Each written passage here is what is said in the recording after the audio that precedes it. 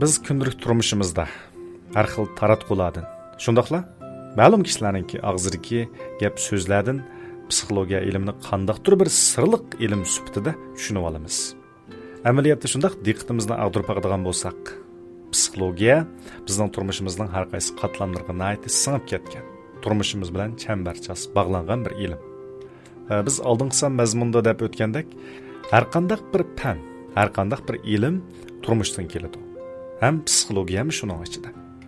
Demak, psixologiya ilmi turmushdan kelgan ekan, biz bu turmushimizdagi inchki nuqtalarga diqqat qilsak, shu inchki nuqtalarga diqqat qilish orqali o'zimizda yuz berayotgan ba'zi psixikalik o'zgarishlarga to'g'ri hukm qila olamiz, shundaqla o'zimizning nachar kayfiyatlarini tanisha olamiz. Shuning uchun psixologiyada kishilarning hammasi oddiy psixolog deydigan chiroyli bir atalg'i bor. Masalan, bir maydon kino kishilarni ta'sirlantirib, ko'z yoshi qildira oladi. Bir naqshi kayfiyatga huzur bag'ishlay oladi. Bir soatlik dars kishini jalb qilib, o'quvchini dal vaqtida bilimga ega qila oladi. Bir parcha rasm kishilarni yiroq xiyoliy manzarlarga boshlay oladi.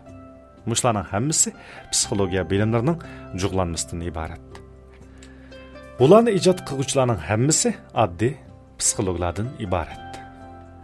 Kishilarning hammasi oddiy bir psixolog deb o'tdik. Undaq bo'lsa, yuqorqi qisqa hikoya orqali biz shu so'zningki ma'nosini bir cho'nqurlab tushunib boqaylik do'stlar.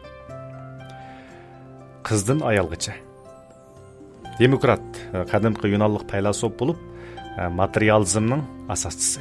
Ya'ni materializm ilminingki eng dastlabki barpo qiluvchilarining birisi.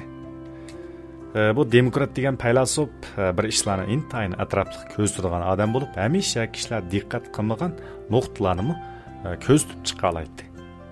Bir kuni demokrat yo'lda ketib o'tib, ilgari ko'rgan ammo tanishmaydigan bir qiz bilan uchrashib qoladi. U intayin qizg'inlik bilan qizga salom qilib, "Yaxshimisiz qizchaq?" deydi. Ikkinchi kuni demokrat yo'lda yana shu qiz bilan uchrashib qoladi. Bu qitim uning salom qilishi o'zgarib, "Yaxshimisiz xonim?" deydi. Qizning chiroyi shu amon qizirishga boshlaydi.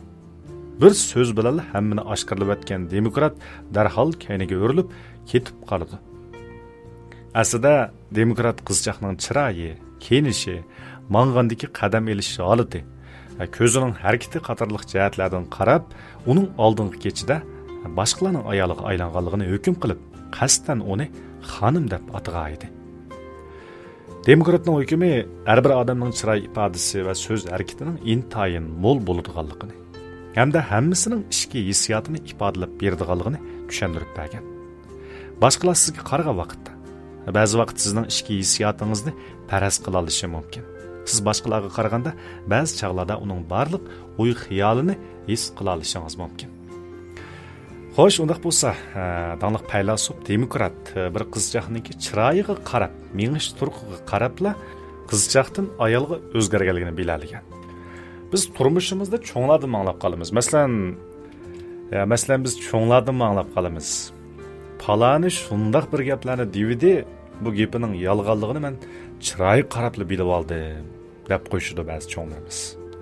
Oddiysi biz kunlik turmushda masalan boshqalar bilan bodikeldi qilish jarayonidami birovninki yolg'on aytgan yoki aytmaganligini gap so'ziga qarab yoki bo'lmasa chiroyi qarab, ko'z ishoratiga qarab, ko'z qarshiga qarab ancha-muncha his qila olishimiz mumkin. Hamda bu odamlarningki shu ro'yitida bo'lgan ba'zi o'zgarishlarningki shu chiroyda ifodalanishi bu hisoblandi. Razvodka hikoyalarida bunday ko'p uchraydi.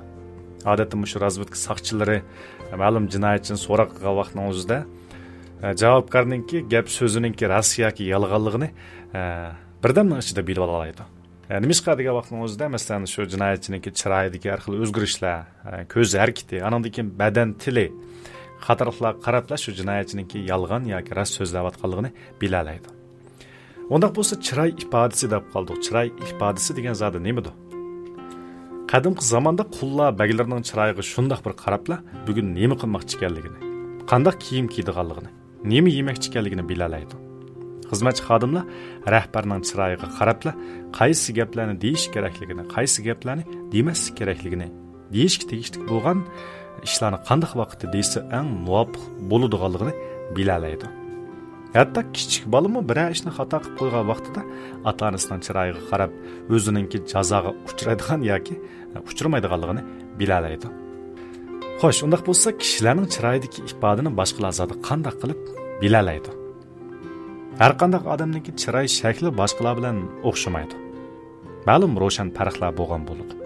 Shundaqla kayfiyatning o'zgarishiga ergishib, odamning chiroy ifodasi o'zgarishga boshlaydi.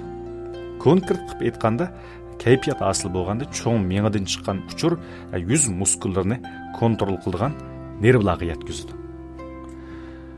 Bu nervlar chiroydagi muskullarda har xil ifodalarni, ya'ni biz odatda doim deydigan chiroy ifodasini shakllantiradi.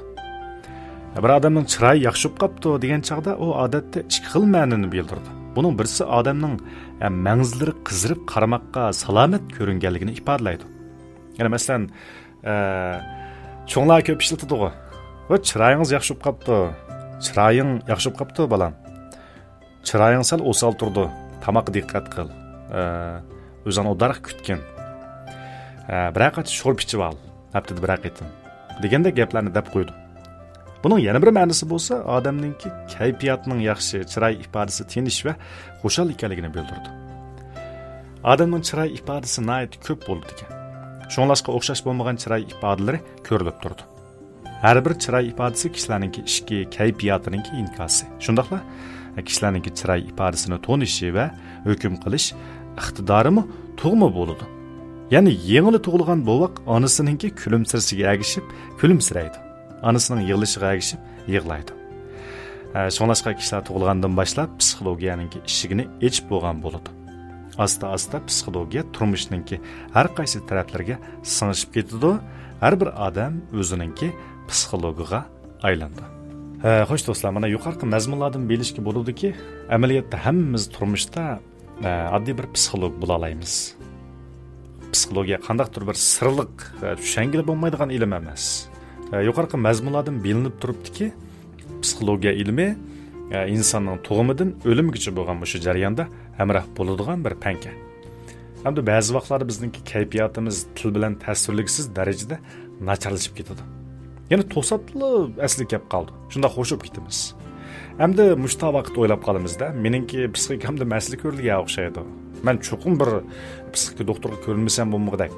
Psixik besimim ortib ketdi deb o'ylab qolamiz. Buning o'zi meningcha bo'lganda xato bir yakun. Chunki bu yerdagi yaxshi yomon kayfiyatning bo'lishi butun insoniyat dunyosidagi har bir odamga o'rtaq. Turmush deganda ba'zida xafalık bo'ladi. Ba'zi vaqtda bizni to'satdan xushal qilib etadigan ishlarmi bo'lib turdi. Shuning uchun mana bu shunday kayfiyatlarimizga to'g'ri hukm chiqarishni bilishimiz kerak-da. Hargizmi aldirab psixik doktorga ko'rinsam bo'g'dak yoki bo'lmasa meningki psixikamda masala chiqibdi deb ziyoda tashvishlanishning o'rni yo'q.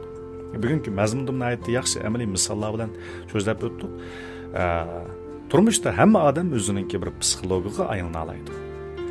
Shuning uchun do'stlarimizning psixologiya ilmini ilmiy bo'lgan nuqtadan to'g'ri ravishda tushunishni umid qilamiz.